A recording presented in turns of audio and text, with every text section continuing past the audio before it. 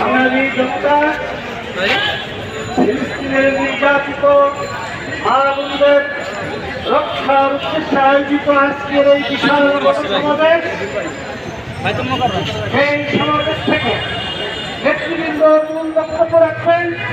আমরা শুধু একটি কথাই হুঁশিয়ার করে দিতে চাই, ওই জায়গাবাদী ইহুদিবাদী পশ্চিমা অর্থনীতিকে একটি কথাই পরিষ্কার ভাবে জানিয়ে দিতে চাই, ফিলিস্তিন হচ্ছে সারা বিশ্বে ইমানদার তৌহিদবাদী মুসলিমের